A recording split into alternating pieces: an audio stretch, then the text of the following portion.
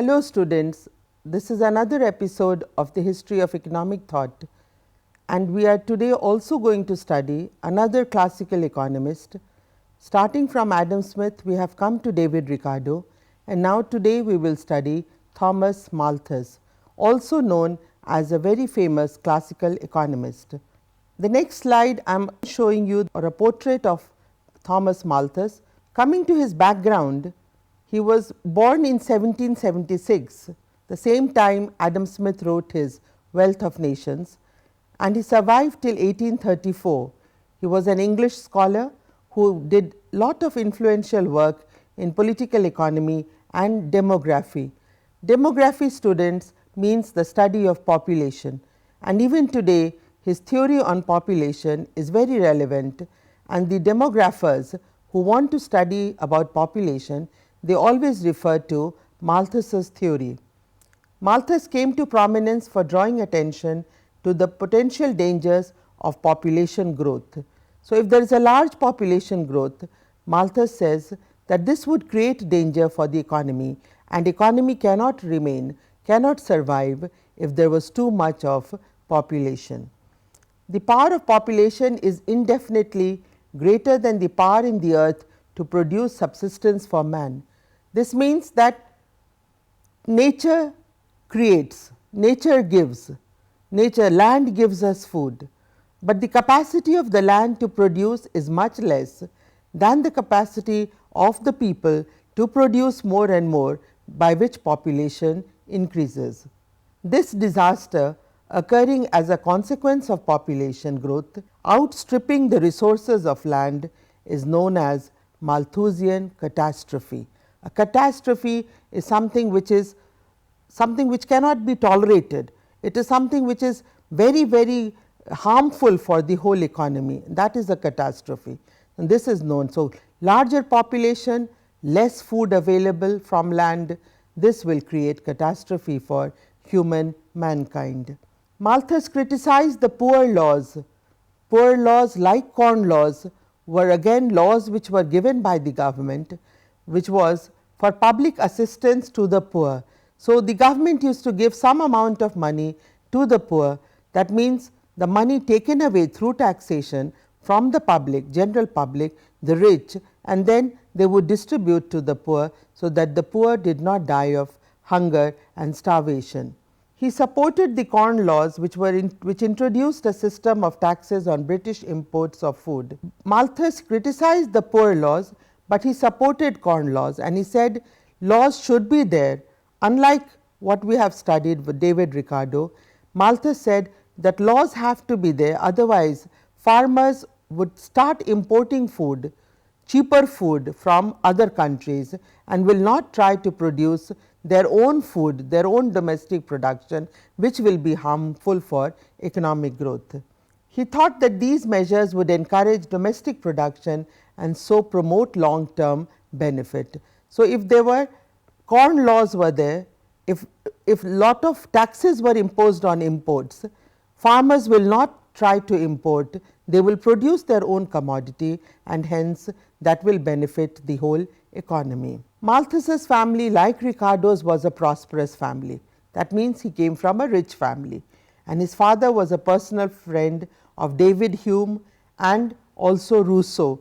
Rousseau, who came later in the French Revolution, and he gave lot of theories on liberty and how the revolution would come around. Malthus's portrait descriptions by contemporaries, they tell him like a tall and good looking person with a very, very long nose. In 1805, Malthus became professor of history and political economy at the East India Company College in Hertfordshire, which is in England. So, East India Company College was established there, and he became a professor. His students affectionately referred to him as Pop or Population Malthus because of his famous theory on population. This is a slide which says Epitaph of Malthus. An epitaph is a stone carving or a stone plaque on which, after the death, when it is all written there, when he was born and what were his works were, all that has been written on the epitaph. Coming to his theory on principle of population, From 1798 to 1826, Malthus published 6 editions of his famous treatise. It is known as treatise. We have studied tract, which are small theories. Treatise is a bigger theory, that is an argument. A famous treatise means an argument in essay on the principle of population. He wrote the original text in reaction to the optimism of his father and his father's associates regarding the future improvement of society. So, his father and his associates of his father, they used to say larger population did not really matter, because they would affect the society, improve the society, but he was not so optimistic, and Malthus felt that large population will never benefit a society, and which today also children will look into it in this way, that large population reduces growth. He explained this phenomenon by pointing out that population growth generally preceded expansion of population resources, in particular the primary resource of food. Now, he started in his treatise and he said that the population growth was much faster and preceded, which means it came before, than the resources of the land or the food that is available. So, it is not as if there is more food, that is why population is grows, that will grow later, but initially he always felt that there is much greater population coming preceding, and expansion of land or expansion of food does not take so fast. In his own words, quotation, the power of population is indefinitely greater than the power in the earth to produce subsistence for man. So, power of population to grow is much faster, is much greater, is indefinitely greater than the power in the earth to produce just so much that the man could sustain, that the man has a subsistence level, that the land or the earth or nature does not have that power. Population, when unchecked, if it is not checked, it increases in geometrical ratio or proportion, which means geometrical it is much faster.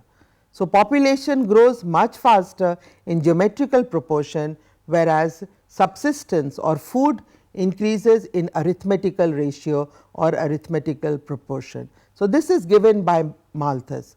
So, Malthus said population grows in geometrical ratio, food grows in arithmetic ratio, which is much lower than geometric, as you must know when you are studying maths, and to match this geometric ratio to arithmetic ratio is very difficult, and no people in society or on earth can increase land and productivity in land.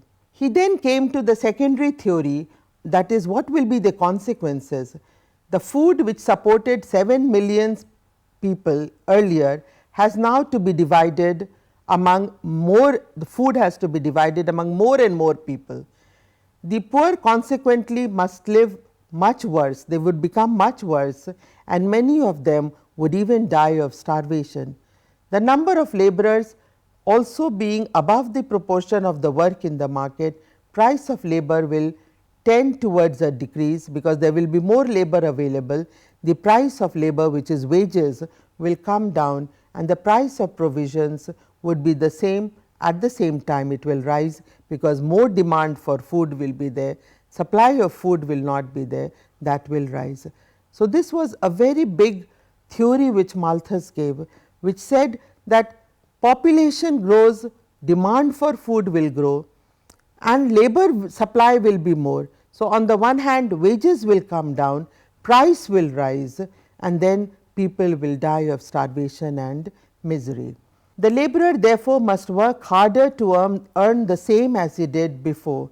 Malthus also saw that societies through history had experienced at one time or another epidemics come, famines are there, wars are there.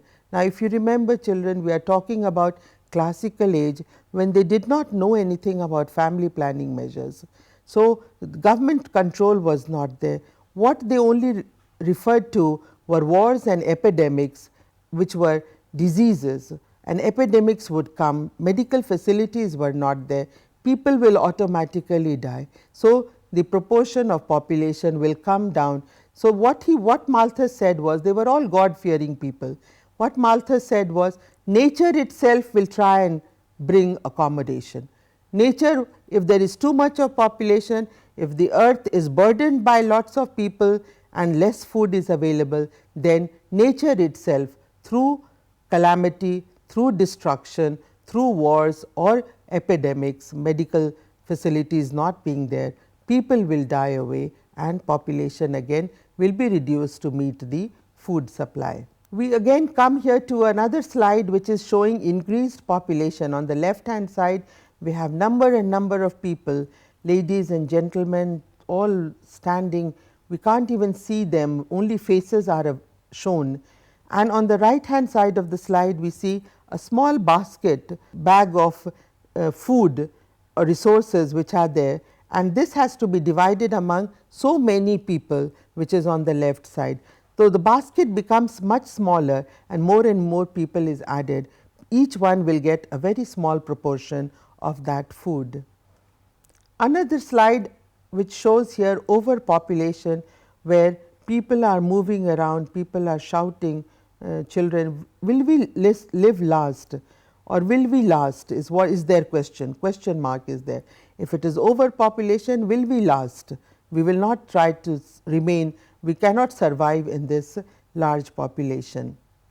The third slide is a cartoon which shows a rich gentleman sitting on his dining table with a full plate of food in front of him, and he is asking his either a servant or the doctor, is wearing a white coat, so could be a doctor, and the title of this is, I hope there is nothing genetically modified in this. So, each one's mind was only concerned with the genes and the genetical development at that time, which meant that more and more population. So, even food, is it not given by nature, has it been artificially produced, is what he is trying to find out from his doctor, because so much of population is there, land cannot give so much to feed that population. Malthus gave 8 major points regarding evolution, which appears in his 1798 essay on population. Number 1, subsistence severely limits population level. So, if there is subsistence level only, if there are no rich people, if people are only surviving, automatically population will come down, because they will be dying, there will be hunger, there will be starvation. So, if it is subsistence level, then more and more population will not be there. Number 2, when the means of subsistence increases, population increases. So, if the means to survive increases, if there is more profit, if there is more food available, if there is more wages there in which to purchase more food, then population increases. The third point which Malthus said was, population pressures stimulate increases in productivity. Larger population will start increasing more and more productivity, whereby rent again will increase, more and more land will be cultivated. Fourth point, increases in productivity stimulate further population growth. So, as more and more productivity increases, more land is brought into cultivation, more and more production takes place, more population will increase. So, a cycle trend is formed. Fifth point, because productivity increases, cannot maintain potential rate of population growth, population requires strong checks to keep parity with the carrying capacity. So, it is at this time Malthus said that checks have to be there. Population keeps on increasing with production, ultimately again subsistence level will come, again people will starve, all these starvation and misery will come in the economy. Sixth point, individual cost and benefit regarding work, children determine the expansion or contraction of population and production. So, individual profits, what is my cost, what is my benefit, what is the individual worker's benefit, that will determine what will be the population in that time. Checks will come into operation as population exceeds subsistence level.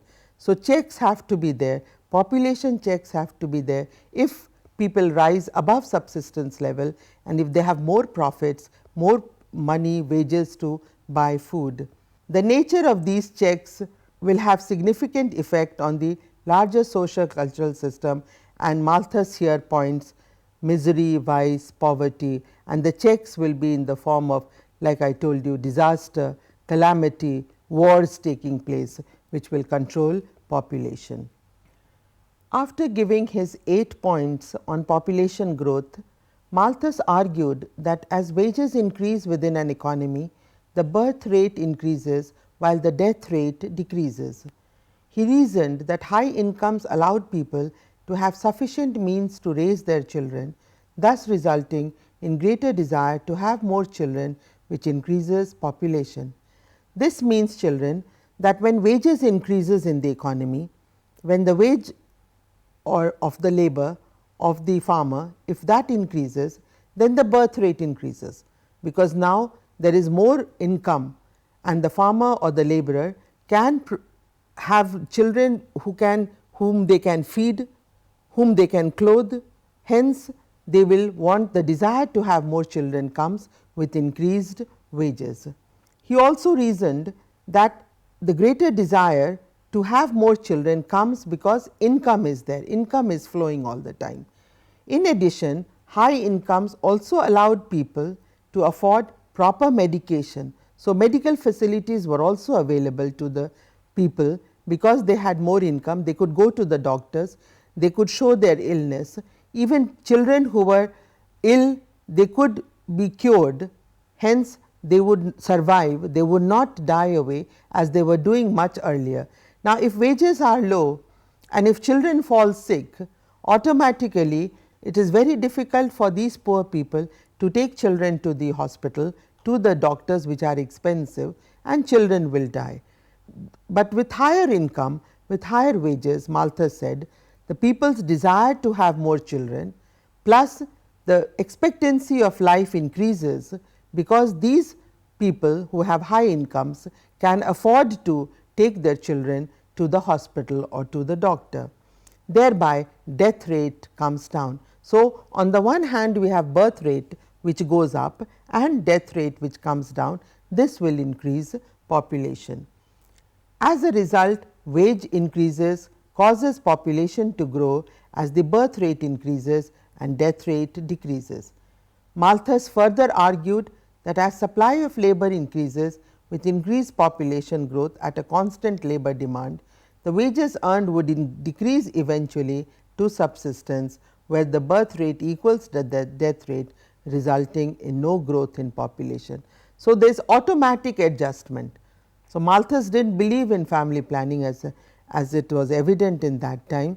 So, what he said was that as population increases, labor supply will also increase, because there will be more people working now, more people will be going out to work on farms and in industries, and as population increases, labor supply increases, and if there is a constant labor demand, that means it is increasing, labor demand is not decreasing, then with this constant labor demand, ultimately all the wages which is earned by the people, they will decrease, because more supply of labor is there, they are available at lower wages, automatically wages will come down, and then the birth rate will equal to death rate, because people will not have excess income, but they will be at the subsistence level again. So, automatic adjustment will take place if there is increase in population, and Malthus said in the theory of population that nature has the power to give as well as control, and automatically if there is misery, if there is deprivation, if there is squalor and dirt and people are at a very low strata of society, then automatically there will be more deaths taking place and population will be controlled. What are the solutions he gave? Malthus argued that population to be within resource limits, limited by two checks. Number one, positive ones, which is by increased death rate. So, if death rate increases through wars, through calamities, then this is a positive check. Preventive check, which is by lowering the birth rate, which is through abortion or birth control, but which existed in very small number at that time. So, it is the first one, the positive ones, where wars were always taking place, civil wars were taking place from one even international wars from England and Europe, lots of wars were taking place whereby population was being controlled. Malthus was criticized by other economists, and in the late 19th and early 20th century, the population increased as industrial revolution gathered pace. So, because of increase in wages, because of industrialization also, wages increased, population also increased. But in highly developed economies, today children, economies like France, economies like Japan, economies in Canada, where industrialization has taken place, wages have increased, but they are facing a problem of population growth.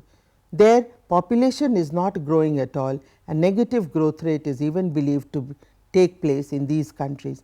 Then Malthus's theory that if wages increase, population will increase, that does not hold true in today's economy in some of the states, some of the countries which are highly industrialized nations. Coming from population on rent, Malthus also gave some thoughts. Like Ricardo, he also said that rent is a surplus. Rent is a surplus which comes from land. Malthus states that rent cannot exist except in the case of surplus. If there was no surplus coming from land, rent will not arise. He also says that rent, once accumulated, becomes a source of capital reinvestment, causing positive effects through growth and accumulation of productive wealth. So, like Ricardo, Malthus was also in favor of surplus, and this surplus was from rent. This surplus could be utilized as savings or capital reinvestment. That means, money reinvested again either on land, agriculture, or in industrial areas, or on trade. Now, such reinvestment would bring more growth in the economy. Malthus also gave a theory of glut, and he said that there can be no general glut in the economy. Glut means, if you remember, I had discussed this also with Ricardo. Glut means when there is overproduction, when there is too much of production in the economy, whether it is through land, whether it is through industry. But Malthus said there can be no overproduction. Nobody will produce more than required.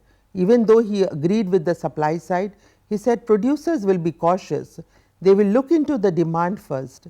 They will see what wages are, how much of income people have, whether they have the power to purchase, then only more production will take place. The problem is that labor becomes specialized. If people want a higher standard of living, they must produce more.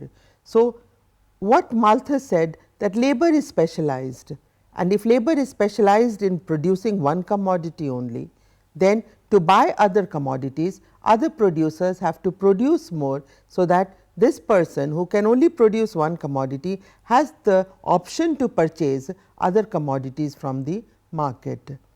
However, producing more lowers prices, creating more demand, which leads to produce yet more in response. So, what he also said, that prices, if you are producing more and more and demand remains constant, does not increase, then prices will come down, because there is more supply than demand. And if prices comes down, then there will be more again produced, because more demand then will be created, because prices have come down. After that, more demand will be created, and then more producers will start producing commodities. But Malthus argued that what happens if people do not demand? What happens if people do not want to spend more, try to save their money? In this situation, Malthus said that then glut will take place, because there will be overproduction in the economy and there will be no demand created. Today, if you remember, we are moved in a recession economy, today's world, because of the crisis that occurred in US. The entire global economy, the world is in recession, and in recession there are too much of commodity, too much of overproduction in the economy. People are not buying because there is no purchasing power, and even if they have the money, they are very cautious, they do not want to spend, because they do not know what will be there in future. Now, this is where the Malthus theory comes into picture, that glut will be created when people do not demand, when people do not go out and produce, particularly luxury items and other long term consumer goods item, which are capital items. They would be buying food and clothes, but the longer consumer durable items, there will be restriction and there will be glut in the market. So, what did Malthus' solution say? That he proposed that the glut of production, if it is localized for some time only, rather than by an industry as such in the full field of production, then general gluts will not take place. So, one industry may be localized, there may be more bags being produced at a particular time, but then entire economy will not be affected. But in today's economy, all the industries are being affected, because throughout the world global world, the demand has come down and people are not purchasing. But in spite of the theories of glut and on rent, Malthus's population theory, students, is the only theory which is remembered today, and it is the best theory which he has given. And overpopulation, increased population leading to poverty, misery, deprivation, all these are there, on the basis of which today's policies, economic policies are made. And every country, whether it is China or India, where it is too much of overpopulation, our economists try to make those policies whereby population will be controlled, so that people are much better off, food can be produced, land will be available for houses, clothes will be there, children can go to better schools, social services will be there. Now, Malthus's ideas are utilized today in today's economic world. Students, today we have studied Thomas Malthus and his famous theory on population, whereby he stated that if there is large population and the nature cannot give us subsistence level, cannot provide food for us, people will die of poverty, misery and hunger. His theory is very important today, because our economists are trying to keep his theory in mind and then formulate economic policies. His other theories, which were on rent and on theory of glut, they are not as important as theory of population.